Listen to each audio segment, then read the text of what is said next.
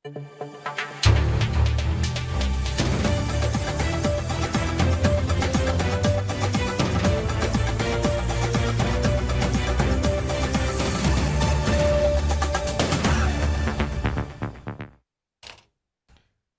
দর্শক, স্বাগত জানাচ্ছি আজকের সম্পাদকীয়তে। আমি আহমেদ সালেহিন। ওসমান হাদিকে হত্যা চেষ্টার মধ্য দিয়ে ফ্যাসিস্টরা আবারও মাথাচাড়া দিচ্ছে অভিযোগ মির্জা ফখরুলের। বলেন, নির্বাচন বানচাল করতে চাইছে ফ্যাসিস্টরা, আরেক পক্ষ ধর্মের নামে বিভাজনের চেষ্টা করছে। আর নির্বাচন ঠেকানো ও অভ্যুত্থান নস্যাতে টার্গেট কিলিং হচ্ছে বলে দাবি করেছেন এনসিপি নেতা নাহিদ ইসলাম। এদিকে শেখ হাসিনার অব্যাহত উস্কানিমূলক বক্তব্যে উদ্বেগ জানাতে ও হাদির উপর হামলাকারীরা ভারতে ঢুকে পড়লে তাদের গ্রেফতার করে ফেরত পাঠাতে দেশটির হাইকমিশনারকে তলব করেছে পররাষ্ট্র মন্ত্রণালয়। এমন পরিস্থিতিতে নির্বাচন ও নিরাপত্তা শঙ্কায় পুরো দেশ। সাম্প্রতিক বিষয় নিয়ে আজকের সম্পাদকীয় টার্গেট কিলিং, ফ্যাসিস্টের মাথাচাড়া। আর এসব নিয়ে কথা বলতে আমাদের স্টুডিওতে উপস্থিত আছেন আবু নাসের মোহাম্মদ রহমতুল্লাহ, সদস্য জাতীয় নির্বাহী কমিটি বিএনপি, এবং সারোয়ার তুষার, যুগ্ম আহ্বায়ক জাতীয় নাগরিক পার্টি। দর্শক, আপনারাও এই আলোচনায় অংশ নিতে পারেন। এই জন্য আপনাদের ফোন করতে হবে টেলিভিশনে দেখানো নম্বরে। এছাড়া ফেসবুকের মাধ্যমেও আপনাদের মন্তব্য পাঠাতে পারেন। আলোচনা শুরুর আগে জেনে নেব এখনকার প্রধান শিরোনামগুলো। শহীদ বুদ্ধিজীবী দিবসে শ্রদ্ধাবনত জাতি, ফের হত্যাযজ্ঞে মেতেছে শত্রুরা, মন্তব্য বিএনপির। ভোট বানচালে টার্গেট করা হচ্ছে অভ্যুত্থানের নায়কদের।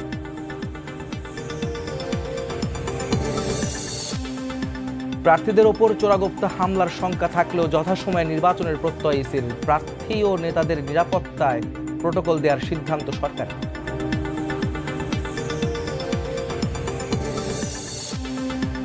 ভারতীয় হাইকমিশনারকে তলব পররাষ্ট্র মন্ত্রণালয়। নির্বাচন বানচালে শেখ হাসিনার উস্কানিতে উদ্বেগ প্রকাশ। অন্তর্বর্তী সরকারের বিবৃতি প্রত্যাখ্যান নয়াদিল্লি।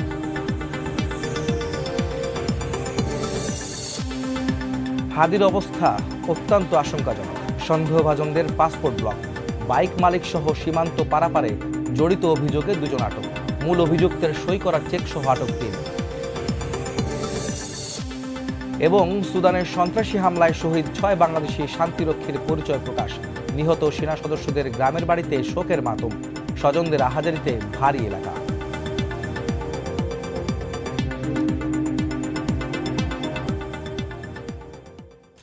দর্শক, সম্প্রতি হাদির উপর যে হামলা হয়েছে, এরপরে নড়ে চড়ে বসেছে প্রশাসন এবং সামনে নির্বাচন নিয়েও একটি শঙ্কা তৈরি হয়েছে। প্রার্থীদের নিরাপত্তার বিষয়টির সঙ্গে আসছে।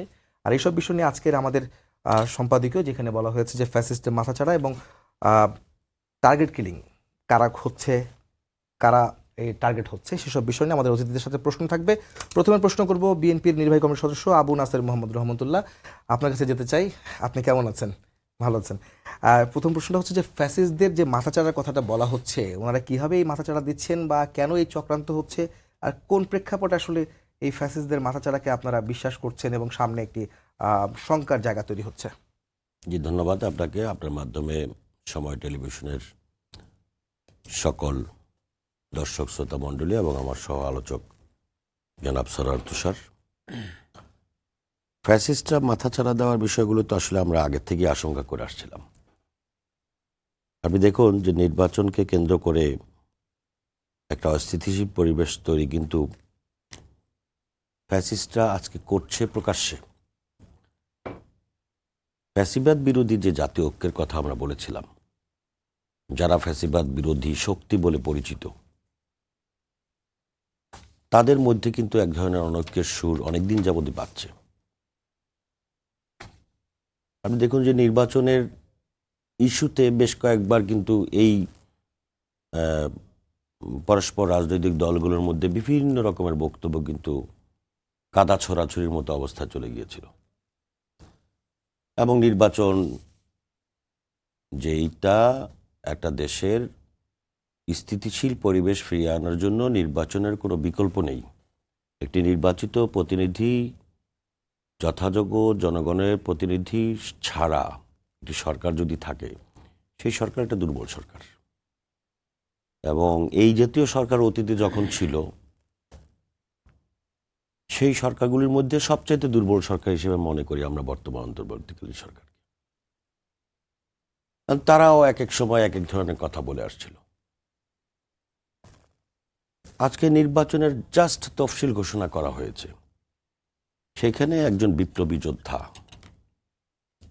একেবারে উচ্চকিত কণ্ঠে, যিনি গণ অভ্যুত্থানের পর থেকে সকল কিছুর মধ্যে একজন প্রতিবাদী কণ্ঠস্বর হিসেবে পরিচিত ওসমান হাদি, তিনি জুমার নামাজ পড়তে গেলেন এবং আমরা গণমাধ্যমে যেটা দেখেছি যে খুনিরা কিন্তু তার আশপাশেই ছিল, অস্ত্রধারী খুনি তার আশপাশে ছিল, তার বাসার সামনে গিয়েছে, বিভিন্ন জায়গায় বিভিন্ন রকমের মুভমেন্ট, এগুলি কিছুই গোয়েন্দা সংস্থার কেউ আজ করতে পারেনি। কয়েকদিন আগে আদালত চত্বরে দুজন মানুষকে খুন করে তারপর পালিয়ে গেল। এরকম অনেকগুলো ঘটনা কিন্তু ঘটেছে, কিন্তু প্রশাসন কিন্তু সেই ব্যবস্থা করতে পারেনি। চট্টগ্রামের ইরশাদুল্লাহ ঘটনাও আছে আপনাদের দলের। চট্টগ্রামের ইরশাদুল্লাহ ঘটনা তো আছে, এরকম বহু ঘটনা আছে যেই ঘটনাগুলোর কোনো সুরাহা কিন্তু সরকার করতে পারেনি। সরকার দুর্বল থাকুক আর যাই থাকুক, সরকার তো আমাদের প্রতিষ্ঠিত সরকার। সেই সরকারের বিরুদ্ধে তো আমরা ওইভাবে কখনো প্রত্যাশা করি না যে সরকার ব্যর্থ হবে। আমাদের ভারপ্রাপ্ত চেয়ারম্যান জনাব তারেক রহমান সাহেব বারবার বলেছেন এই সরকারকে কোনো অবস্থায় ব্যর্থ হতে দেয়া যাবে না। অর্থাৎ জনগণের পক্ষ থেকে যতটুকু সাপোর্ট দেওয়া দরকার এই সরকারকে দেওয়া হয়েছে। কিন্তু সরকারও দেখবেন যে ক্ষমতা গ্রহণের পর থেকেই তাদের বিভিন্ন রকমের আচরণ, কথাবার্তা এক ধরনের ধূম্রজাল কিন্তু তৈরি করেছে। এরপরে 8টি সমমনা দল বেশ কয়েকদিন যাবৎ আলোচনার টেবিলে ইস্যুগুলো রয়েছে, সেইগুলো সমাধান না করেই কিন্তু বিভিন্ন জায়গায় সমাবেশ, সভা সমাবেশ, বড় বড় সমাবেশ করে বেড়াচ্ছে, যুগপত কর্মসূচি পালন করলো। এই দলগুলো দেখবেন যে 5ই আগস্টের আগে অন্তত 7-8 বছর এই দলগুলো কিন্তু ওই ফ্যাসিবাদের বিরুদ্ধে কিন্তু প্রকাশ্যে এরকম কোনো যুগপৎ কর্মসূচিতেও আসতে রাজি হয়নি বিএনপির সঙ্গে। এমনকি এর মধ্যে এমন একাধিক দল আছে যারা ফ্যাসিবাদের বিভিন্ন নির্বাচনে অংশগ্রহণ করে ফ্যাসিবাদকে দীর্ঘায়িত করার কাজে সহযোগিতা করেছে। হঠাৎ করে তারা একটা জিনিস আলোচনা হচ্ছে আলোচনার টেবিলে, নিজেদের মধ্যে সমঝোতার চেষ্টা চলছে, সেইটাকে রেখে তারা বড় বড় সমাবেশ শুরু করে দিল। কার বিরুদ্ধে? অন্তর্বর্তীকালীন সরকার এবং একটা দুর্বল একটা গভর্নমেন্টের বিরুদ্ধে। যেই গভর্নমেন্টটা তাদের সমর্থিত, যে গভর্নমেন্টটা আমাদের সমর্থিত, তার সঙ্গে আলোচনা চলছে। এই সুযোগগুলো নেয় কিন্তু তৃতীয় পক্ষ। ফ্যাসিবাদ মাথাচাড়া দিয়ে ওঠার পিছনে কিন্তু এইটা একটা কারণ। আরও একটা কারণ খুব বড়সড় রয়েছে। আপনি দেখবেন এই যে আদাবর থানার ছাত্রলীগের সভাপতি নাকি আর্মস সহ ধরা পড়ার পরে সে জামিন পেয়ে বের হয়ে আসছে। এরকম আমরা আমাদের নিজের এলাকায় যখন খবর নেই, আওয়ামী লীগের ইউপি চেয়ারম্যান নামকা বাস্তে মামলা দিয়ে ভিতরে ঢোকানো হয়েছে, 15 দিন 1 মাসের মাথায় আবার জামিন নিয়ে চলে আসছে। ওইখানকার মেম্বার, ওইখানকার বিভিন্ন পর্যায়ে আওয়ামী লীগের নেতারা, জি, তাদের ব্যাপারে প্রশাসনের অনেক বড় বড় পদে বিভিন্নভাবে আপনাদের গণমাধ্যমে অভিযোগ এসছে যে তারা আওয়ামী লীগের আমলে গুরুত্বপূর্ণ পদে ছিলেন, দায়িত্ব পালন করছেন, তারা এখন আবার গুরুত্বপূর্ণ পদে আছেন। এই ফ্যাসিবাদের ভূত আপনি তাড়াতে পারলেন না। আপনি ফ্যাসিবাদের দোসরদেরকে চিহ্নিত করে তাদের বিরুদ্ধে ব্যবস্থা গ্রহণ করতে পারলেন না, শাস্তির আওতা নিয়ে আসতে পারলেন না। আপনি একটা সুষ্ঠু গ্রহণযোগ্য নির্বাচন করবেন অনায়াসে, আর সেটা ফ্যাসিবাদ মেনে নেবে, এই আশা করাটা তো জি, দুষ্কর। আমি আপনার কথা বুঝতে পেরেছি। স্যার তুষার, আপনাকে যেতে চাবো তার আগে আপনাকে ধন্যবাদ। আপনি জ্যাম ঠেলে আসলে এসেছেন আমাদের অনুষ্ঠানে, আপনাকে ধন্যবাদ, যথাসময়ে আসতে পেরেছেন। আপনার কাছে প্রশ্ন থাকবে যে ওনাকে যেমন প্রশ্ন করছিলেন যে মাথাচাড়া কিভাবে দিচ্ছে, কেন দিচ্ছে, এই চক্রান্ত কেন হচ্ছে, আপনাকে জানতে চাইবো সেটা হচ্ছে ফ্যাসিস্টটা মাথাচাড়া ঠেকানো যাবে কিভাবে? আপনাকে ধন্যবাদ। এবং আমার বড় ভাই, শ্রদ্ধেয় বড় ভাইয়ের সাথে অনেকদিন পরে দেখা, তাকে শ্রদ্ধা শুভেচ্ছা জানাচ্ছি। ফ্যাসিবাদ তো আমরা এটা অনেক আগে কিন্তু শুরু থেকে বলেছি যে ফ্যাসিবাদের যেটা শিরোমণি তাকে হটানো গেছে, কিন্তু পুরো সিস্টেমটা রয়ে গেছে, কালচারাল ইন্ডাস্ট্রি রয়ে গেছে, সবটা আগের মতোই আছে। মিডিয়ারও খুব বেশি কিন্তু পরিবর্তন হয় নাই। এখন আপনি দেখেন যে এই দেশে একটা কুকুরকে সামান্য আঘাত পেলেও কিন্তু 241 বিশিষ্ট নাগরিকরা বিবৃতি দেয়। কিন্তু এরকম একজন জুলাই যোদ্ধা, এত সাহসী একটা মানুষ, তাকে এরকম প্রকাশ্য দিবালোকে ঢাকা শহরে গুলি করা হয়েছে হত্যার উদ্দেশ্যে পরিষ্কারভাবে। এবং তারা আরও বেশ কিছুদিন যাবৎ আসলে তাকে আস্থায় নেওয়ার চেষ্টা, নিজেরা তার আস্থায় যাওয়ার চেষ্টা করেছেন এই খুনিরা, বা যারা খুন করতে চেয়েছেন, এই হত্যাকারী সম্ভাব্য যারা আততায়ী। অথচ আপনি কিন্তু বিশিষ্ট নাগরিকদের মধ্যে কোনো হোলদোল দেখলেন? কোনো বিবৃতি দেখলেন? 71 সদস্য বিশিষ্ট নাগরিক। আপনি দেখবেন যে ব্যাংক ডাকাত আবুল বারাকাত, তাকে যখন গ্রেফতার করা হলো ব্যাংক ডাকাতির কারণে, তাকে তো তার মত প্রকাশের স্বাধীনতার জন্য, মানে মত প্রকাশের জন্য তাকে কিছু করা হয়নি। তিনি তার ব্যাপারে মানে একটা ব্যাংকের তসরুফ করার অভিযোগ আছে, সেই অভিযোগে তাকে যখন অ্যারেস্ট করা হয়েছে, এদেশের সুশীল সমাজ টানা 141 জন সুশীল সমাজ বিবৃতি দিয়েছে। আপনি এই শরীফ ওসমান হাদি, যারা এই জুলাইয়ের ফসল এবং যারা জুলাইকে ধরে রেখেছে, তাদেরকে মানে মেরে ফেলার চেষ্টা করা হচ্ছে, কিন্তু কোনো ধরনের কিন্তু আপনি কোনো বিবৃতি দেখতে পেলেন না। এটাই হচ্ছে ফ্যাসিবাদ। এবং এই যে ইভেন আনিস আলমগীর সাহেবের মতো সাংবাদিকরা এই টকশোতে বসে কিন্তু ওই যে আবার, এবং এটা নিয়ে এক ধরনের ঠাট্টা মশকরা করে, মানে যেন এটা এই জীবন, অর্থাৎ হাদিরা হচ্ছে কিলেবল, হাদিদেরকে মেরে ফেলা যায়, এরকম একটা জায়গায় বয়ানের মধ্যে দিয়ে নিয়ে যাওয়া হয়েছে। ফলে এই ফ্যাসিজম নানাভাবে আছে। আর আমাদের ব্যুরোক্রেসি, আমাদের পুলিশ ডিপার্টমেন্ট, আমাদের স্বরাষ্ট্র মন্ত্রণালয়, এই সময়ের মধ্যে তো আছেই। আপনি এই যে এই ঘটনা যখন আমরা কথা বলছি, যেটা ভাই বললেন যে আপনার এই দুই সম্ভাব্য আততায়ী, তারা কিন্তু আপনার জামিন পেয়েছে। নভেম্বর মাসে তারা অস্ত্র মামলায়, মানে তারা একটা মোহাম্মদপুরে একটা জায়গায় টাকা লুট করতে গেছে, সেখানে অস্ত্র মামলায় তাদেরকে আটক করা হয়েছে।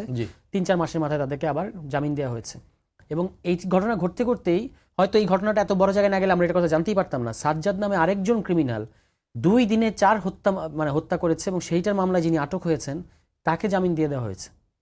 আমরা কিন্তু বারবার আপনাদের টকশোতে এসে বলেছি যে আমরা যখন এলাকায় যাই, ঢাকার বাইরের অবস্থা আরও খারাপ।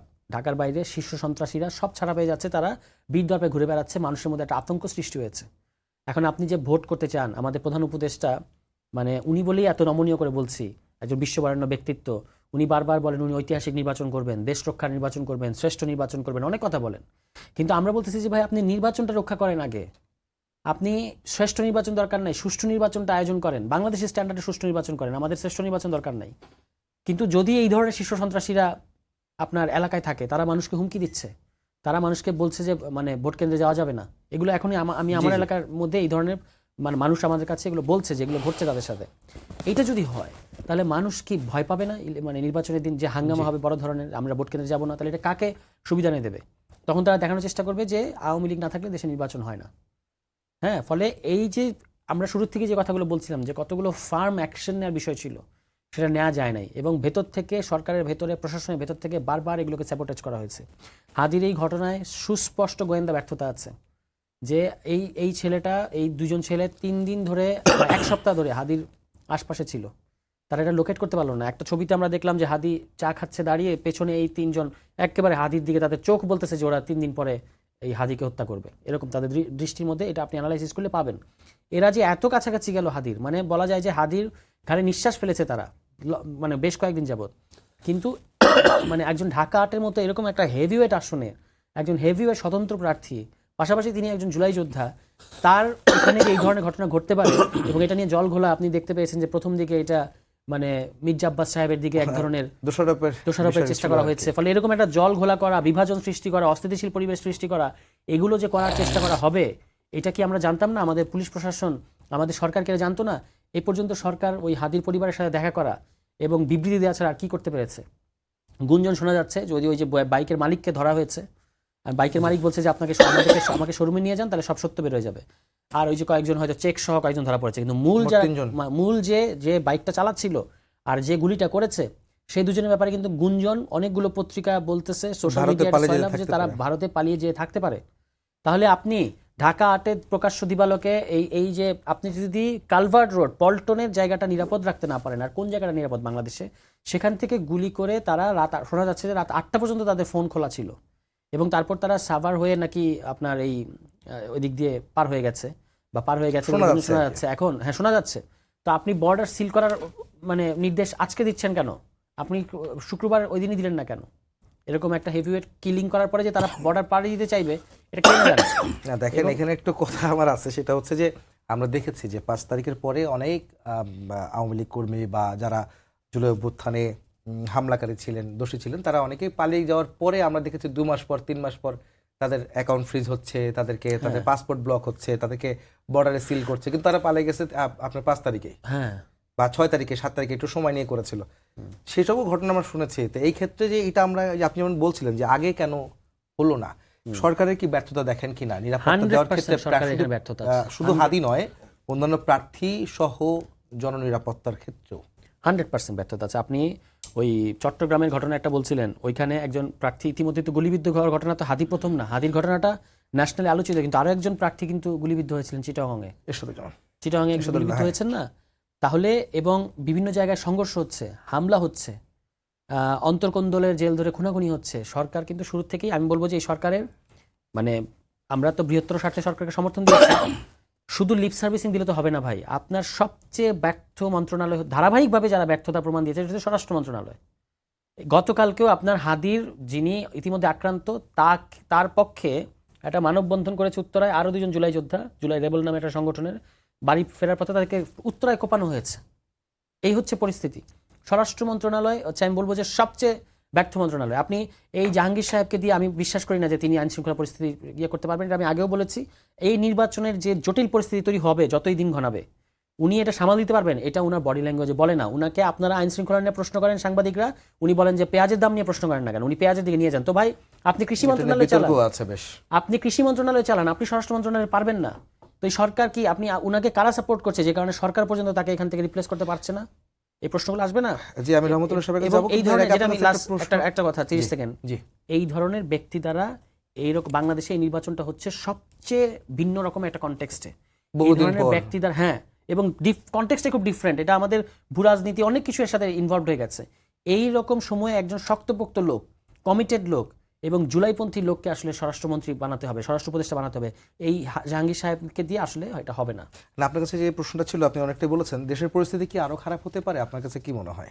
আমরা তো চাইবো না আরো খারাপ হোক, কিন্তু আলামত যা দেখতে পাচ্ছি তাতে তো মনে হচ্ছে পরিস্থিতি আরো খারাপ হবে এবং আমরা চরমভাবে শঙ্কিত। আমরা ভীত নই অবশ্যই। আমি আজকেও মানে আমার এলাকায় নানা ধরনের কর্মসূচি করে এসেছি, কালকেও যাব, কিন্তু কথাটা হচ্ছে যে আমরা শঙ্কিত হওয়ার মতো যথেষ্ট উপাদান রয়ে গেছে এবং এই সরকার মানে আমাদেরকে কিন্তু আশ্বস্ত করতে পারছে না।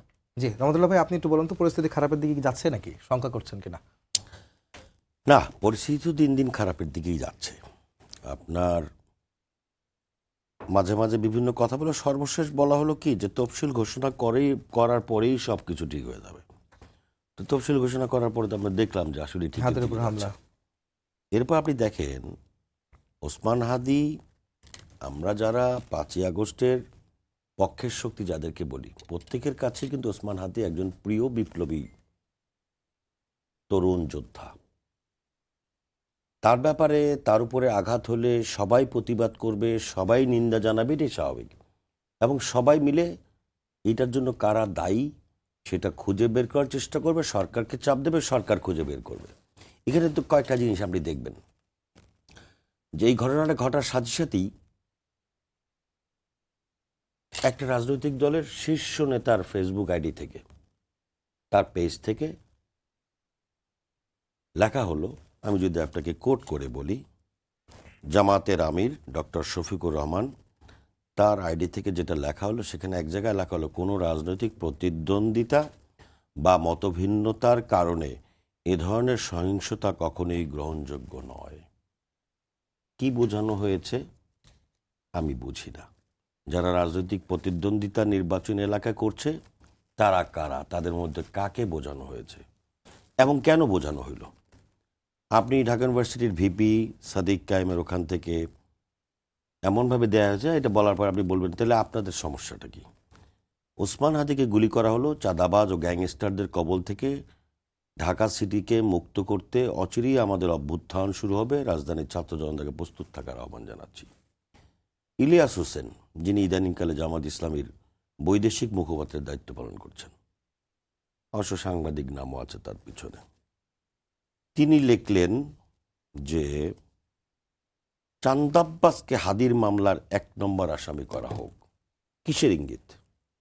আপনি কিভাবে জানলেন এটার জন্য কে এই ষড়যন্ত্রের জন্য দায়ী? আপনি বলেছেন এক জায়গায় যে ভারতীয় হাইকমিশনারকে ডেকে তারপর বলা হলো যে যদি ঢুকে পড়ে তাহলে ফেরত পাঠাইতে হবে। ভাই, যদি ঢুকে পড়ে মানে আপনি জানেন না ঢুকছে কিনা। আবার আপনি বললেন ঢুকে পড়লে তারপরে, তাহলে সে গেল কিনা এটাও আপনি করতে পারলেন না। আপনি সিল বর্ডারের খেয়াল রাখতে পারলেন না একটা এত বড় একটা ঘটনার সাথে সাথে। এই সরকারকে আপনি কিভাবে আপনি বলবেন যে এটা একটা মানে গ্রহণযোগ্য কোনো ভূমিকা নির্বাচনের পরিস্থিতি ভালো রাখার জন্য করতে পারবে? আপনি বললেন কি নিরাপত্তা দেবে প্রার্থীদেরকে, সেটা আপনার এতদিনে মনে পড়লো কেন? আপনি তো বললেন যে তফসিল ঘোষণা করার পরে সবকিছু ঠিক হয়ে যাবে। আপনি পারলেন কোথায়? তো মানুষ আপনার উপর আস্থাটা কিভাবে রাখবে? তো মির্জা ফখরুল সাহেব যেটা আশঙ্কা প্রকাশ করেছেন সেটা কি কারণে করেছেন? আমি খুব পরিষ্কার ভাষায় বুঝি যে নির্বাচন বানচালের জন্য একটি মহল আমাদের মধ্য থেকে, যারা 5ই আগস্টের শক্তি বলে দাবি করে এবং 5ই আগস্টের শক্তি আমিও মানি, তাদের পক্ষ থেকে নির্বাচনটা যাতে না হয় এরকম একটা কার্যক্রম, নীল নকশা তাদের অনেকদিন যাবৎ কাজ করছে। এবং তাদের এই জাতীয় বিভাজনমূলক বক্তব্যের কারণেই ফ্যাসিবাদ সুবিধা গ্রহণ করছে। অর্থাৎ আমি সাদামাতে দৃষ্টিতে মনে করি যে ফ্যাসিবাদ বিরোধী যে ঐক্য, সেই ঐক্যকে ঠিক রাখতে হবে। প্রতিদ্বন্দ্বিতা থাকবে, রাজনৈতিক প্রতিযোগিতা থাকবে এবং সেটা সুষ্ঠু ধারা রাজনৈতিক প্রতিযোগিতা থাকতে হবে। তা না হলে যেই ফ্যাসিবাদের কথা আমরা বলি, সেই ফ্যাসিবাদ এমনভাবে আক্রমণ করবে, এমনভাবে বিষাক্ত ছোবল না দংশন করবে, যাতে করে আমাদের সমস্ত কিছু ধূলিসাৎ হয়ে যাবে। আমরা যে আপনার কাছে নতুন কি মনে বাংলাদেশ, হয় যে রহমতুল্লাহ ভাই, যেটা হচ্ছে যে মানে টার্গেট কিলিং এর কথা আমরা যে বলছিলাম, আসলে টার্গেট কি আরো আছে? এরকম কিলিং হওয়ার সম্ভাবনা আছে? অবশ্যই বা আপনি তো গণমাধ্যমেও বিভিন্ন জায়গায় প্রকাশিত হয়েছে যে 80 জন প্রশিক্ষিত কিলারকে মাঠে ছেড়ে দেওয়া হয়েছে, বা এই জাতীয় কথাগুলো এসছে, শোনা যাচ্ছে বা শোনা যাচ্ছে। তো এগুলো শোনা যাচ্ছে এবং বাস্তবেও তো আমরা দেখলাম। এবং এই ধারাবাহিকতা যে অব্যাহত থাকবে না, এই নিশ্চয়তা দেওয়ার আমাদের কোনো উপায় নেই। এবং এটা যদি চলতে থাকে তাহলে নির্বাচন পর্যন্ত আরও 3 মাস সময় আছে। তাহলে নির্বাচন পর্যন্ত আমাদের পরিস্থিতিটা কি দাঁড়াবে? আপনি স্বাভাবিক যে আইন শৃঙ্খলা পরিস্থিতি, সেই আইন শৃঙ্খলা পরিস্থিতির অবস্থা তো গত 1.5 বছর, 1.5-2 বছরে কোনো উন্নয়ন ঘটেনি, বরং দিন দিন অবনতির দিকে যাচ্ছে। তাহলে এই সরকারের আমি তো এখন কি বলবো, আমি যদি মনে করি যে এই সরকারের মধ্য থেকে আমরা কি অর্জন করেছি, মানুষের মিনিমাম যে আপনি বাজার মূল্যের কথা বলেন, সাধারণ মানুষ নাভিশ্বাস উঠে গেছে, ব্যবসায়ীরা ক্ষতিগ্রস্ত, দেশের অর্থনীতি তলানিতে। আমি নিজে ব্যাংকে গিয়ে আমি বসে আছি, এক ভদ্র মহিলা ম্যানেজার সাহেবকে বলতেছে, স্যার আমি প্রেগনেন্ট, আমাকে কিছু টাকা না দিলে আমি হসপিটালে ভর্তি হতে পারবো না। বলছে আমার কিছুই করার নেই, আমাকে কিছু টাকা দেন, আমাকে হসপিটালে যেতে হবে। তার জমানো বলছে, টাকা। তার জমানো টাকা, যে আমার চেক আছে, আমার হাজবেন্ডের চেক আছে, আপনি কিছু টাকা দেন। বলে যে আমি পারবেন না। কবে পারবেন স্যার? আমি বলতে পারি না। তাহলে আমি কি করব? আমি আপনাকে জানাবো। কবে জানাবেন স্যার? সেটা আমি বলতে পারি না। এই যে দেশ, এবং সাথে সাথে 1 মিনিটের মাথায় আরেকজন মহিলা, উনি বলতেছেন যে আমাকে কিছু টাকা না দিলে আমার বাসার বাজার চলবে না। উনি বলতেছেন আমি কিছু করতে পারবো না। সেই দেশে, এটা 1-1.5 মাস আগের কথা বললাম, সেই সময়টায় তো ওই ইয়াতে জাতীয় নির্বাচনের আগে গণভোটের দাবি করতেছি আমরা, এবং উত্তাল জনসমুদ্র দেখানোর চেষ্টা করতেছি নির্বিঘ্নে। যেই দেশের একটা ব্যাংকে নিজের জমানো টাকা, আমি নিজেও ভুক্তভোগী, আমার প্রয়োজন আমি ব্যাংকে আমার অ্যাকাউন্ট থেকে টাকা তুলতে পারছি না, সেই দেশে আপনি এই 5ই আগস্টের পক্ষের শক্তির দাবিদাররা 2 মাসের মাথায় 2টা নির্বাচন করতে চায়। আপনি দেখছেন জি। দেশের দেশপ্রেমিকদের কি অবস্থা। জি রহমতুল্লাহ, আমি আপনার তাহলে- কাছে আসবো।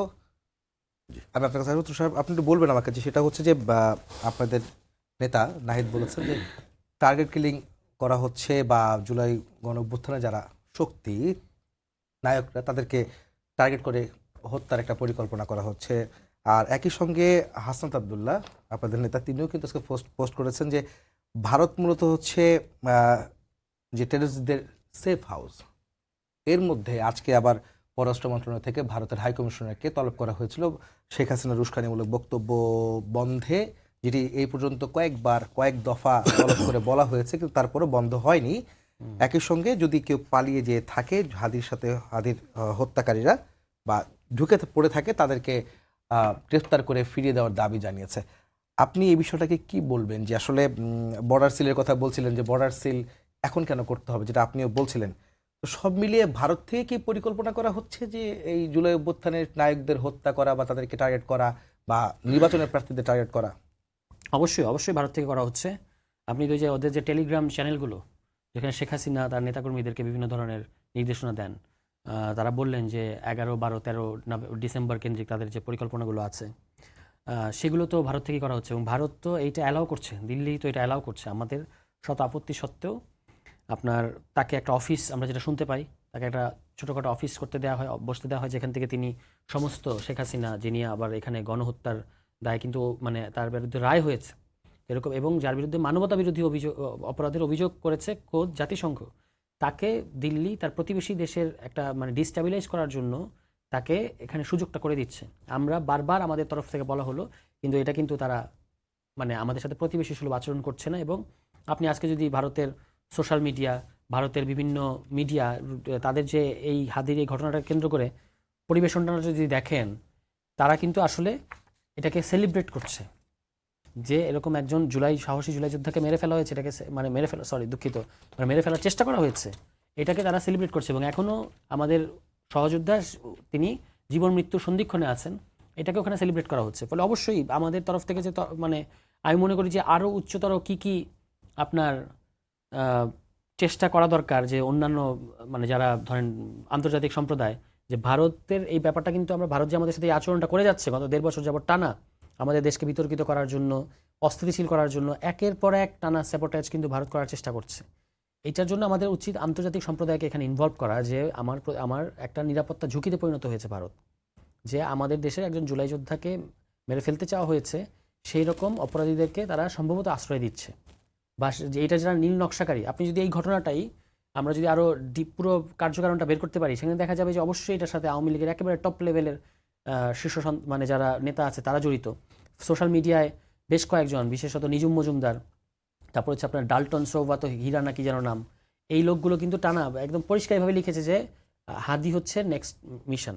আমি আপনাদের এখান থেকে কথা বলে গেছি অতীতে, কথা বলে যাওয়ার পরে দেখি আমাকে নিয়ে অমির রহমান পিয়াল নামে একটা অনলাইন অ্যাক্টিভিস্ট আছে, সে পোস্ট দিয়েছে যে আমাকে ঝুলানো হবে, আমার নাম করে এটা বলা হয়েছে যে আমাকে ঝুলানো হবে। ফলে আমাদের সবাইকে এরকম তালিকাবদ্ধ করা হচ্ছে। তো এবং এইটা করছে তারা এক ধরনের মানে ক্রস বর্ডার মানে সংশ্লিষ্টতা দিয়ে, এখানে বিশেষত ভারতকে তারা এখানে সেফ হেভেন হিসেবে ব্যবহার করছে।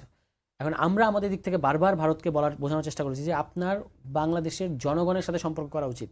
বাংলাদেশের জনগণকে যারা মারতে চায়, বাংলাদেশকে যারা অস্থিতিশীল করতে চায়, এই ক্রিমিনালদেরকে আপনি যদি আশ্রয় দেন, তাহলে কোনোদিনই আপনার বাংলাদেশের সাথে সম্পর্ক ভালো হবে না। কিন্তু নয়াদিল্লি কিন্তু আজকে এই সরকারের বিবৃতি সেটা প্রত্যাখ্যান করেছে, এবং তারা প্রত্যাখ্যান করে যে বক্তব্যটা দিয়েছেন সেটা আমরা বলতে চাই, সেটা হচ্ছে যে ভারত কখনো তার ভূখণ্ডকে বাংলাদেশের বন্ধুত্বপূর্ণ জনগণের স্বার্থবিরোধী কার্যকলাপের জন্য ব্যবহার করতে দেয়নি, এটা তাদের দাবি। এর চেয়ে হাস্যকর কিছু তো হইতে পারে না ভাই। আপনি কি শেখ হাসিনার কল রেকর্ডগুলো শুনতে পাচ্ছি না আমরা প্রতিদিন? এই কল রেকর্ডগুলো এই শেখ হাসিনা এই কথাগুলো কোথা থেকে বলছেন? ভারত থেকে বলতেছেন। তো ভারত তো মানে আশ্রয় তো শুধু আশ্রয় দেয় নাই, তাকে এই কমিউনিকেশনগুলো করতে দিচ্ছে, তাকে ওই প্রযুক্তিটা একটা সেলফোন কিংবা একটা ইন্টারনেট কানেকশন এগুলো না দিলে তো শেখ হাসিনা এগুলো করতে পারেন না, সেগুলো তো ভারত করতে দিচ্ছে। ভারত কেন করবে এটা? ডেফিনেটলি, কারণ ভারত বাংলাদেশ তার যে বাংলাদেশ নীতি, সেই বাংলাদেশ নীতি হচ্ছে যে এখানে একটা অবৈধ অগণতান্ত্রিক সরকারকে তার রাখতে হবে, যে এটা তার প্রতি লয়াল। এবং এখন তো আর এটা যুক্তিতর্ক অঙ্ক বসে দেখানোর কোনো কারণ নাই, ব্যাপার নাই যে আওয়ামী লীগ যে ভারতের এজেন্ট, এরকম একটা সরকারকে তারা এখানে রাখবে এবং তারা বাংলাদেশের উপর সমস্ত জায়গায় হস্তক্ষেপ তৈরি করবে। তারা আমাদের নিরাপত্তার মানে আমাদের ভৌগোলিক নিরাপত্তা, আমাদের অর্থনৈতিক নিরাপত্তা, রাজনৈতিক নিরাপত্তা, সাংস্কৃতিক নিরাপত্তা, সমস্ত কিছুতে তারা একটা মানে অস্থিতিশীল পরিবেশ তৈরি করে রাখবে। এটা হচ্ছে তার গ্র্যান্ড ডিজাইন। 5 তারিখের পরে এই লাগামটা তাদের উপর ছুটে গেছে, এই জন্যই তাদের এই সমস্ত কর্মকাণ্ড। জি রহমতুল্লাহ ভাই, আপনি তো বলবেন যে সেটা হচ্ছে যে আমাদের সাথে সময় একেবারে কম, সেখানে হচ্ছে যে ভারতের হাইকমিশনকে তলব করা হলো এবং দিল্লি সেটা প্রত্যাখ্যান করলো সেই অভিযোগ বা আমাদের দেশের উদ্বেগ, সরকারের উদ্বেগ। তাহলে এই বিষয়টাকে আপনি কিভাবে দেখছেন? একই সঙ্গে সামনের ভবিষ্যৎ বাংলাদেশ বা নতুন বাংলাদেশের ভারতের সাথে সম্পর্ক, প্রতিবেশীর সাথে সম্পর্ক কেমন হবে আপনারা কিভাবে দেখছেন? শোনেন, আমি একজন ছোট রাজনৈতিক কর্মী হিসেবে সময় একেবারে কম, ছোট করে বলুন। দীর্ঘদিন যাবত দেখে আসি যে এইটা একটা স্টাইল, একটা কিছু হয়েছে হাইকমিশনকে তলব করা হয়, রাষ্ট্রদূতকে তলব করে দেওয়া হয়, কৈফিয়ত তলব, এগুলি আলটিমেটলি কোনো কিছুই হচ্ছে না। এইখানে এই গভর্নমেন্ট আরও কয়েকবার এরকম করেছে। আমি মনে করি যে যদি আপনার কাছে প্রমাণ হয় যে ঘটনাটা বাংলাদেশের স্বার্থবিরোধী কোনো কর্মকাণ্ড একটি দেশ করছে, তাহলে এই তলবের নামে এই ভেলকিবাজি বন্ধ করে দিয়ে সোজা কথা বলতে হবে, বহিষ্কার করতে হবে যে আপনি আমার এই প্রমাণ আছে, এই প্রমাণের ভিত্তিতে। আবার ওই দিক থেকে পাল্টা বিবৃতি দিয়ে বলবে যে হ্যাঁ এরকম কোনো কিছু করা হয় নাই। এগুলি না, আপনি যদি প্রমাণ থাকে, প্রমাণের ভিত্তিতে আপনি সোজাসুজি কার্যকর ব্যবস্থা গ্রহণ করতে হবে, যার দ্বারা ভবিষ্যতে আমাদের দেশের স্বার্থপরিপন্থী কোনো রাষ্ট্রই যাতে না করে, প্রতিবেশী হোক আর একটু দূরবর্তী রাষ্ট্র হোক। জি, আপনাদের ধন্যবাদ জানিয়ে শেষ করছি আজকের মতো। আগামীকাল আবার দেখা হবে আমাদের সম্পাদকীয়তে। দেখার আমন্ত্রণ জানাচ্ছি। শুভরাত্রি।